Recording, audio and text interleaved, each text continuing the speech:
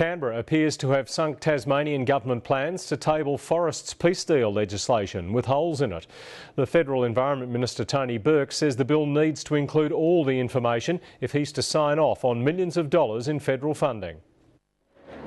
The clock is ticking on Tasmania's forestry peace talks. The signatories are still thrashing out a final agreement to reduce native forest logging. But that's left the state government with less than 3 weeks to meet a deadline to table legislation which would turn a deal into law.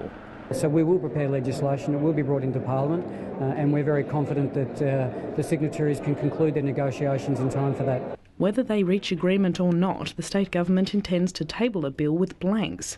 It plans to add details about timber supply and forest reserves later, a move that hasn't impressed the Federal Environment Minister.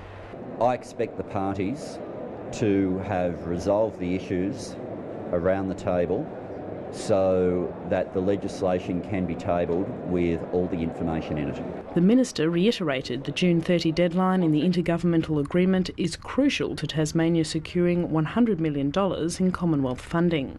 We're not departing from the commitments that were within the IGA. Well, he's effectively torpedoed Lara Giddings' concept of framework legislation that has several holes in it and that she expects the Parliament to support. The Greens have already indicated they'll help the incomplete bill through the lower house, but it's the upper house where the legislation appears destined to fail.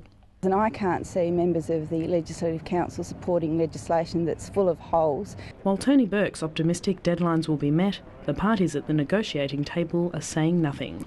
Jackie Street, ABC News.